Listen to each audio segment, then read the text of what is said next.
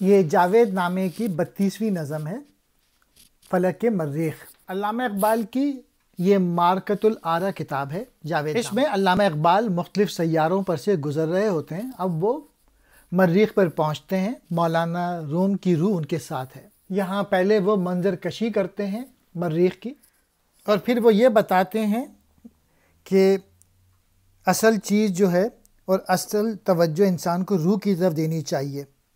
اگر روح زندہ ہے، جذبہ اس سے سرشار ہے، تو بدن بھی زندہ ہوتی ہے، ورنہ بدن ایک چلتی پھرتی لاش کے سوا اور کچھ نہیں۔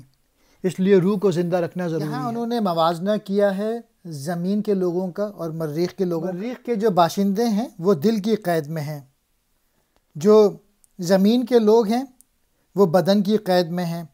جو زمین کے لوگ ہیں یعنی ہم جیسے لوگ، وہ روحانی جذبوں سے محروم رہتے ہیں، وہ صرف اپنی دنیاوی ضروریات پوری کرنے کے چکر میں رہتے ہیں۔ پھر علامہ اقبال نے بتایا کہ اصل چیز جان ہے، جسم نہیں، اس لیے مستی اور ذوق و سرور اور غیب حضور کی کیفیت سبھی روح کی وجہ سے ہوتی ہیں۔ بدن میں یہ کیفیات پیدا کرنے کی اہلیت نہیں۔ اور پھر آخر میں یہ بتایا ہے کہ اہل مریخ کے جو لوگ ہیں وہ جسم کی پرواہ نہیں کرتے، وہ روح کی پرواہ کرتے ہیں۔ اب میں ایک ایک کر کے ایکسپلین کرتا ہوں۔ بند کی آنکھیں جو میں نے ایک لمحے آب میں، ہو گیا جب آپ سے غافل ذرا سا آب میں، آن پہنچا جس جگہ پر وہ جہاں ہی اور تھا اس کا زماں بھی اور مکان بھی اور تھا، میں ہر روز و شب کی لایا تھا وہاں نوئے دیگر، اور تھی اس کی تمام اطراف میں شام و سحر، جاں کی رسم و راہ سے تن بے خبر بیگانہ تھا زمانے میں زمانے سے مگر بیگانہ تھا، جان کرتی ہے ہماری سازگار ہر سوز کو، شاد مانی سے گزارا کرتی ہے ہر روز کو، کہنا و کم تاب اسے کرتی نہیں پرواز روز، دن اس کی روشنی سے ہوتے ہیں عالم فروز، روز و شب کی گردش پہم اسی کے دم سے ہے، سیر اس کی کر کے ہر عالم اسی کے دم سے ہے۔ اہل مریخ کے لوگ، میں زندہ رود یعنی علامہ اقبال نے کچھ دیر کے لیے پانی میں اپنی آنکھ بند کی اور کچھ دیر کے لیے اپنے آپ سے دور ہو گیا۔ پھر میں اس جہاں یعنی فلک زہرہ سے دوسرے جہاں کی طرف اپنے سامان سفر لے گیا۔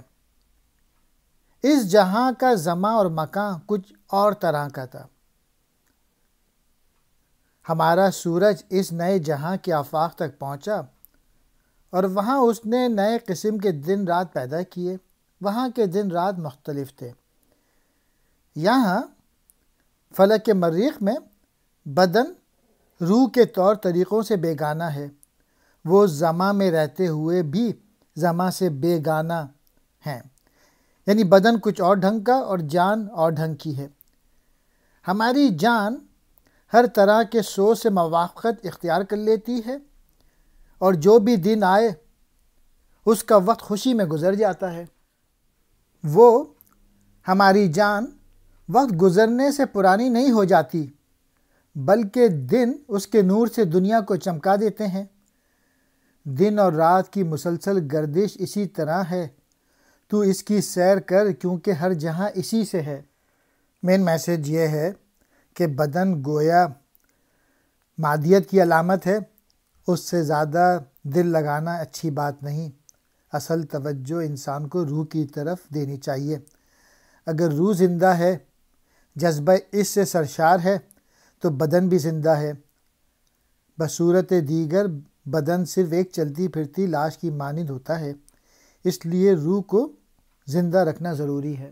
ایک سبزہ زار میں نے دیکھی رصد گاہ بلند، ڈالتی تھی دوربین جس کی ثریا پر کمند، میں نے سوچا خلوت نا گنبد خضرا ہے یہ، یا ہمارے خاکدان کی طرح کی دنیا ہے یہ، میں کبھی تو اس کی وسعت کا کنارہ ڈھونڈتا اور کبھی اس کی فضائے آسماں کو دیکھتا، مرشد اہل نظر رومی نے یوں مجھ سے کہا، دیکھ یہ مریخ ہے، یہ ایک عالم ہے جدا، اپنی دنیا کی طرح یہ ہے طلسم رنگ و بو، صاحب شہر و دیار و مرغزار و کاغو کو، اہل مغرب کی طرح اس کے مکی ہیں ذو فنون، ہیں علوم جان و تن کے باب میں ہم سے فزوں، وہ زمان کو اور مکان کو اپنے بس میں رکھتے ہیں، علم پہنائے فضا کو دسترس میں رکھتے ہیں، منہمک تحقیق میں رہتے ہیں ہر دم اس قدر، ہر خم و پیچ فضا سے ہو گئے ہیں باخبر۔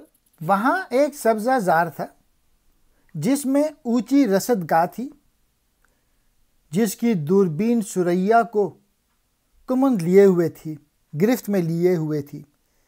میں سوچنے لگا، یہ جگہ نو سبز آسمانوں کی خلوت گاہ ہے یا پھر یہ ہمارے زمین کا ماحول ہے؟ کبھی تو میں اس کی وسعت کا کنارہ تلاش کرتا اور کبھی میں آسمان کی فضا کی طرف دیکھتا۔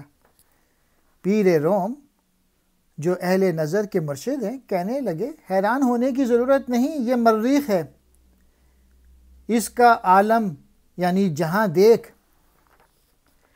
یہ بھی ہماری دنیا ہی کی طرح رنگ و بو کا طلسم ہے، اور اس میں بھی شہر، آبادی اور مکان و محل موجود ہیں۔ اس کے باشندے اہل یورپ کی طرح ذو فنون، ہنرمند اور جسم و جان سے متعلق علوم بھی ہم سے بڑے ہوئے ہیں۔ یہ لوگ زمان اور مقام پر قدرت اور قوت رکھنے والے ہیں، اس لیے کہ وہ فضا کے علم میں ہم سے زیادہ ماہر ہیں۔ یہ لوگ فضا کے وجود پر کچھ اس طرح لپکتے ہیں کہ وہ اس کے ہر پیچ و خم سے باخبر ہو چکے ہیں۔ دل ہے ہم خاکی نہادوں کا غلام آب و گل، اس جہاں میں آب و گل ہیں تابع فرمان دل، جب در بدن آب و گل کرتا ہے کوئی دل قیام، جس طرح چاہیے لیا کرتا ہے آب و گل سے کام، جاں کی نسبت سے ہے تن میں مستی و ذوق و سرور، جاں کی نسبت سے ہے سارا جسم کا غیب و حضور، جان و تن سے ہے مرکب اپنی دنیا میں وجود، ایک آن میں بے نمود اور دوسرا ہے بانمود، جان و تن ہم خاکیوں کے جس طرح مرغ و قفس، فکر مریخی و لیکن ہے یک اندیش اور بس، جب کسی کا اس جہاں میں آتا ہے روز فراق، چست اس کو اور بھی کر دیتا ہے ذوق فراق، جانتا ہے جب قریب آیا ہے اس کا آنے مرگ،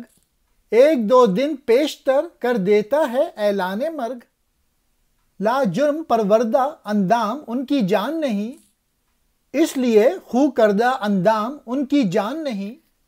اہل زمین کا دل تو بدن کی زنجیر میں جکڑا ہوا ہے، لیکن اس جہاں میں بدن دل کے زیر اثر ہے۔ یہاں کے باشندوں کے بدن دل کی قید میں ہیں۔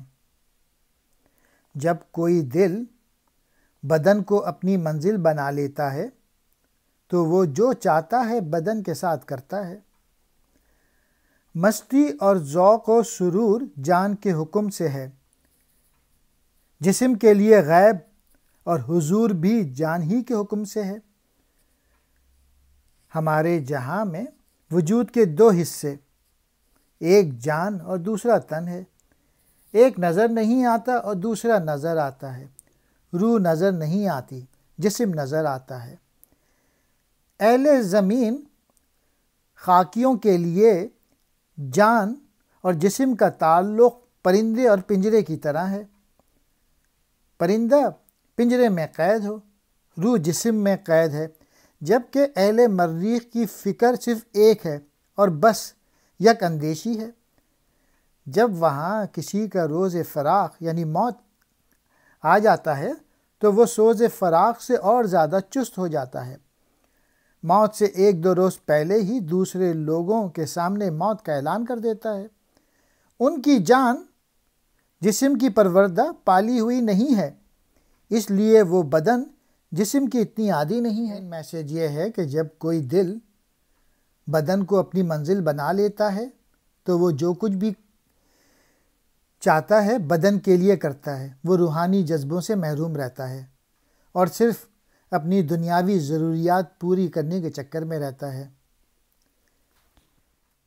اصل چیز جان ہے، جسم نہیں، اس لیے مستی اور ذوق و سرور اور غیب و حضور کی کیفیات سبھی روحی کے باعث ہیں۔